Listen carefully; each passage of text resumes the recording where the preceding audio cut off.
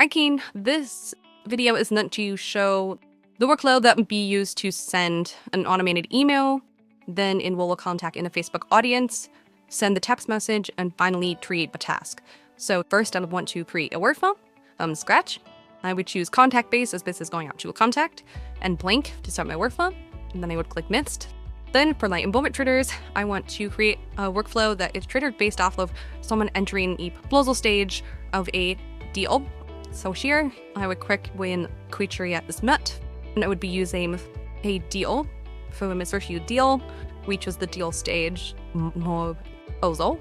So in this case, what if I use this, and I would say re-enrollment and want to be on.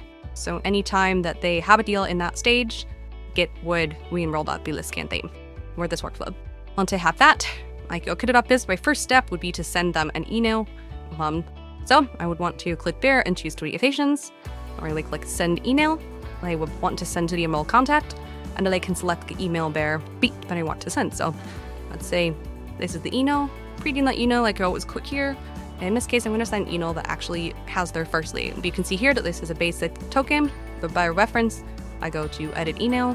I can see here that it is pulling in the contact first name, so that's awesome. And it happened with that email, so I'm going to press save. After that, I wanted to enroll the contact in a Facebook audience, so I'm going to add them to add audience.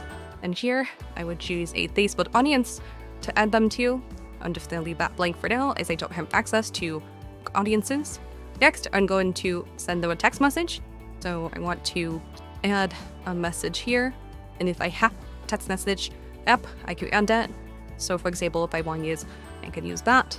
So right now, the only option we have is .dot app. If I have an FNS tool connected here, I could use that as well. And here's where if I had a WhatsApp account, this would be included. So I could choose the phone number it comes from, my message, and language. But because I don't have that HUD, I'm going to skip that for now. Maybe I leave a note to myself just to. And then finally, the last step would be to create a task.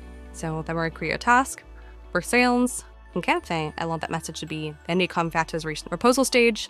I want there to be a to-do. Let's say I want this to be due 2 days at 9 a.m. Email reminder, so I can choose that. So maybe, well, let's view my due date, and then at let's say 1 day at 8 a.m. So if that wasn't completed by my second day at 9 a.m. when it was actually due, it's going to send a follow-up email and I'm going to complete that. Maybe that's the velocity I want to send, and then I can add it to a shared cast queue. If I have one, I want to make sure that it is associated to all company methods. Maybe I want to also add that to deal methods. Then that's going to keep my priority. Let's say this is high priority, and I want to assign the task to the owner of the contact record. And if that's what I want, I'll click save, and that's my workflow.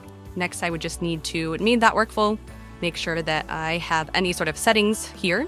So if I want to only send on specific days and times, like Monday through Friday, if I want to include any contacts, if they're in the workflow, do they stay in the workflow? Do they get removed from the workflow? I can update notifications, so if there are any errors within this workflow, I can switch this on and choose which users or teams would receive that notification. I can set goals, so if something happens in that time frame, the goal is accomplished, they would automatically be removed from this workflow. And then finally, I can review. So as you can see here, it's knowing that I need to add someone to that audience, and that's how that would work.